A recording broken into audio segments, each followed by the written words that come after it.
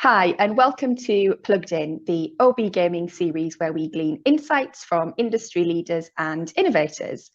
Today, I am thrilled to have Caro Krenzer with me. We've been trying to get this in the diary for a little while. So hi, Caro, great to see you. Hi, good to see you. Thanks for having me. Very welcome. So Caro is co-founder and CEO of Trailmix, who, for those of you that don't know, although I'm sure that you do, is the fantastic mobile game studio behind the hit merge game Love and Pies.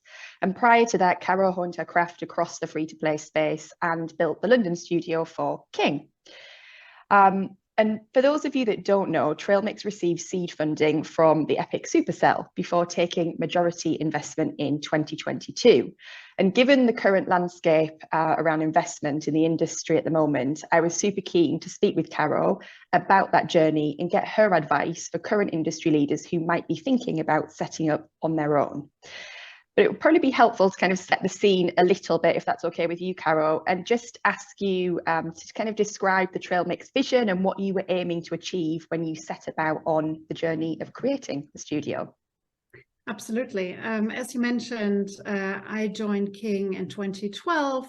That was actually before Candy Crush Saga launched on mobile. And that was also where I met my co-founder, Tristan. And we spent 5 years at King, and we obviously experienced this incredible journey that King has been going through, obviously. And I guess that was also really when gaming opened up for a huge market. I joined the gaming industry 2 years before joining King, and at that time it was still kind of just a different landscape, you know, like I guess it was less common for, you know, everybody to play some sort of online games.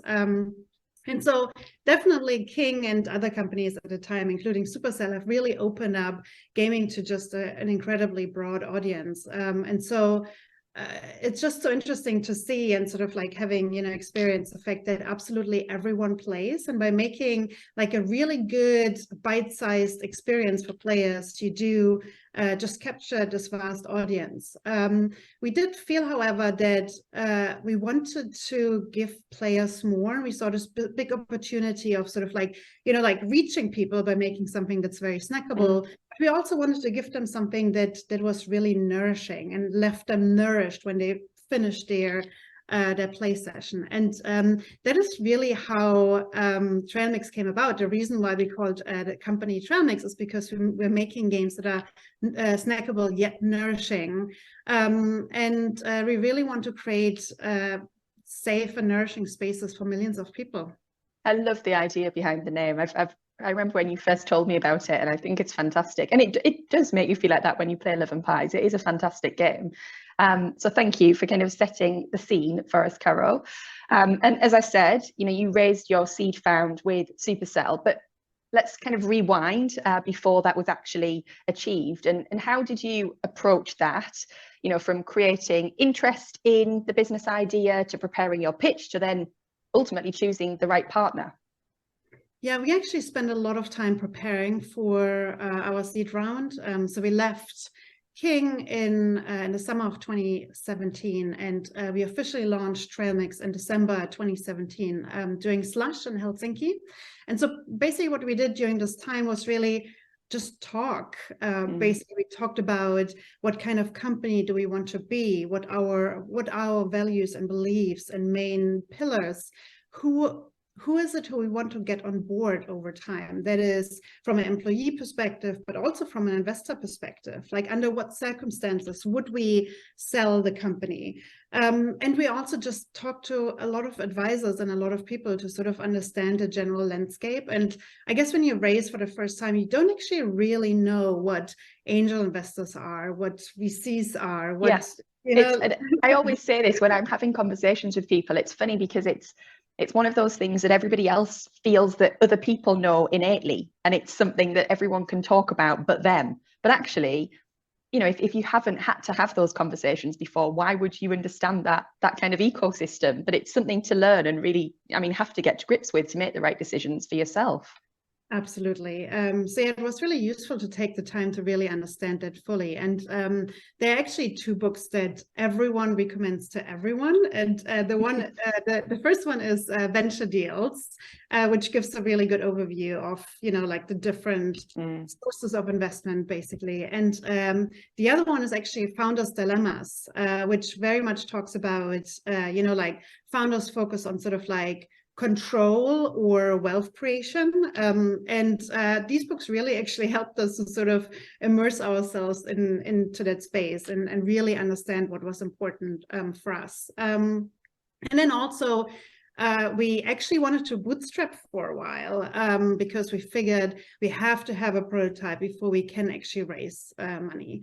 And so when we went to Slush in 2017, we had a pitch deck on our laptop, I suppose, but we actually didn't show it to anyone because we realized that actually, what we really want to do is really get to know different investors and get a good feel for, who could be the right fit for us. And Caro, was that something that you just felt kind of innately within yourselves that was the right thing to do, or did you get advice in terms of, taking that approach?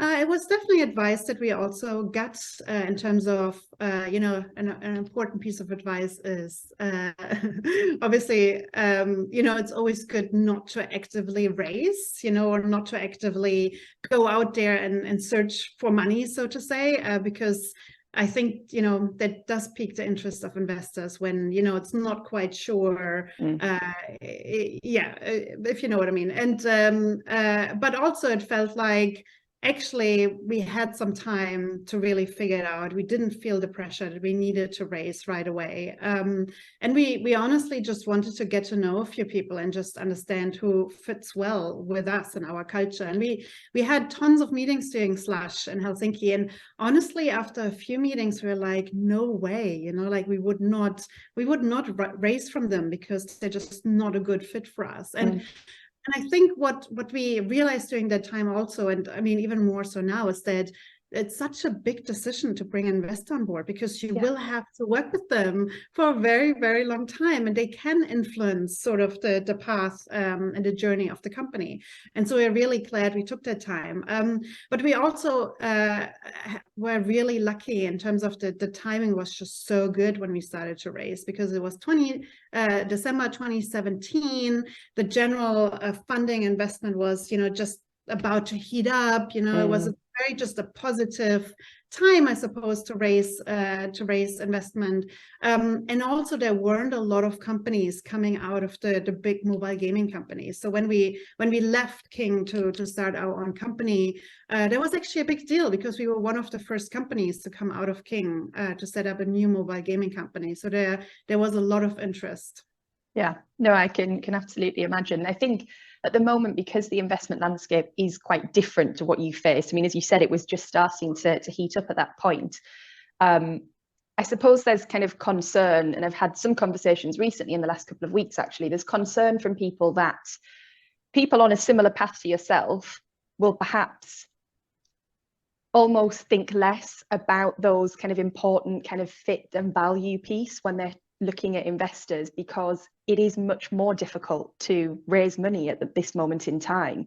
So what would your advice be to those founders? Because obviously, people want the money to ensure that they can make sure the project happens, but how do you balance that with finding the right values fit with your investor?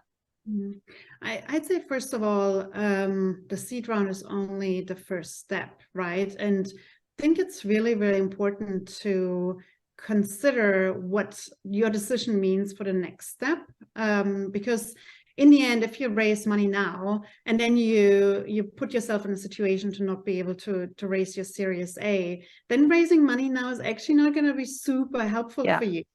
And so I think that making sure that you do find the right investor who is also interested or has the potential to keep investing in you and who can support you long term, and who also has the right network to sort of connect you with the right Series A investor is so important.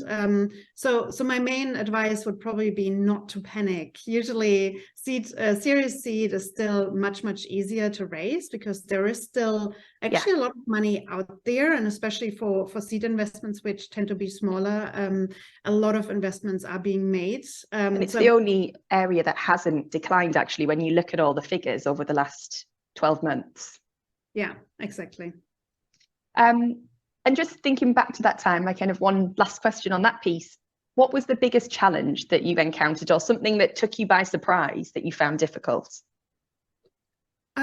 I think just the fact that we didn't really know what we were doing, and then sort of like being thrown into the situation of receiving term sheets and, you know, like not entirely knowing what that actually means. And so I think having a really good legal counsel at that time, and also again advisors, was really, really helpful. For example, one interesting thing was that a lot of people recommended not to go with a strategic investor, because the thinking at that time was that, you know, it does limit you at some point in terms of your options, and you already, you know, set your path, you know, very early on in your journey. And we actually did decide to go with a strategic investor at the end. And we're obviously very glad we did. And I think that, you know, like, I guess the decision is, it's just really difficult to, you know, get all of this input and then sort of like make your own decisions that are the decisions that are really the best for you and your particular situation. Yeah, absolutely. So on that topic then, you know, we've said that seed funding isn't ever quite as hard as when you're looking at the later series.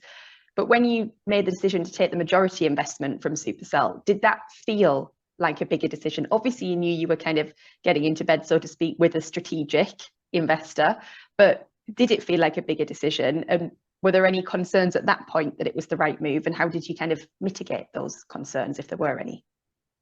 I mean, yes, of course. It is the biggest decision that we have made, right? And obviously, no concerns now anymore because it's been really great.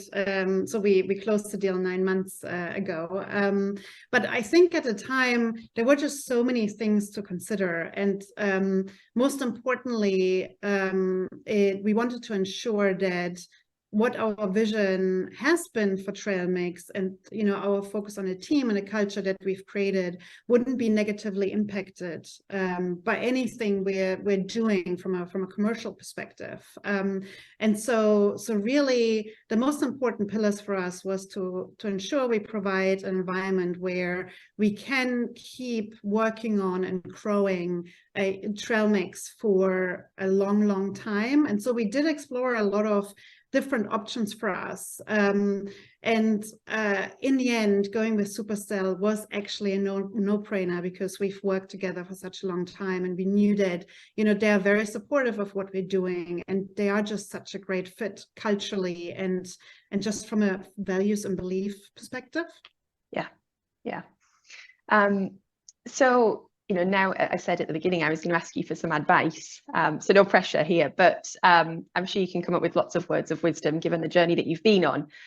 You know, what do you know now that you wish you'd known at the beginning, and how would that influence how you would try to help somebody else at the beginning of their journey? I would say, and I touched on it a little bit earlier, just ask for help and advice, because in the end, there's so many people out there who have gone through this journey, and there's so much knowledge out there, and it's so tough to figure it all out by yourself. And I feel that, especially as a new founder, asking for help is very uncomfortable, and you don't really want to put yourself out there even more than you're already doing, and you don't really want to show that you have no idea what you're doing. But if you raise for the seed round for the first time, you just honestly don't know what you're doing, and you don't know what's coming. And so the best thing is just to ask for help. And another thing that I would also say is that, and I think that's very common for founders, and what was definitely true for us, I think we were quite guarded when it came to sort of like the game ideas that we had, and therefore maybe didn't ask for enough help and advice early on. Because I guess the worry is always that, like someone is going to steal your amazing idea. It's your baby. Yeah, but honestly, the truth is no one's going to steal your idea, right? Because until it's actually proven, like ideas are very cheap, right? It's all about execution until it's actually proven. Like it's too high of an opportunity cost for anyone to actually do what you're trying to attempt to do. So I think having this being sort of like humble and open and transparent and just asking for advice and input is a really great thing to do. Thank you for that. And then kind of toughest commercial decision you've had to make as a founder, Caro? Definitely the majority ownership by Supercell. Again, because it is a very big decision. It's we wanted to make sure that we set ourselves up for success long term. It took us a very, very long time to actually make the decision and negotiate a deal that works for everyone. And honestly, it was very exhausting, and it took a lot of effort and energy to actually arrive at something that worked for everyone. But it also means now that we're just in such an amazing situation, and we set ourselves up for long-term success. Well, given it was the toughest commercial decision, it seems as though that you made the right decision, which is a great outcome. And one final question from me today before I let you go. Obviously, as we said, there's lots of conversation about what kind of 2023 has to offer for the industry in terms of investment and what we'll see happening. What do you think are the biggest trends or occurrences that might happen this year? Obviously, everyone is very excited about generative AI. Everyone is talking about it. It's just a fact. So we're going to continue seeing a lot around that in all kinds of different areas. And I think especially for games, for content-heavy games in particular, it will definitely be something that a lot of people will talk about and that a lot of investors will invest in. And I think also what we see again is that investors will focus very much on great teams. And I think the interesting thing, definitely over the last 5 years, investors often move from our focus on finding the best teams to, investing in sort of like buzzwordy investments, to sort of like coming back to teams. And I think now we're again at a point where everyone realizes that it is just so important to find the right founders, to have founders who can build a really good, strong team that is also able to just, grind through the startup grind, basically, and take a few swings with the bats, because luck does favor the persistent, and so you need a team that actually can work through that. Yeah, no, I think that's a really, really good point. It's I mean, you said it's kind of always a balance. There's a swinging balance between the kind of buzz topics of the here and now and then the teams. But I mean, conversations that I've been having with some of the investment firms that we know, a lot of them are talking about teams again. And as you said, when you said about being guarded about your idea, the reality is you need the right people to execute and make that a reality. And yes, that might not mean that you've executed by starting your own business ever before, but if you can demonstrate what you've executed in an organization of a bigger scale, fantastic. And actually that's what people are looking for. Well, thank you very much. It's been hugely insightful. Really appreciate your time. And I will look forward to catching up soon. Thank you. Thank you so much. Have a nice day. Thanks, Caro.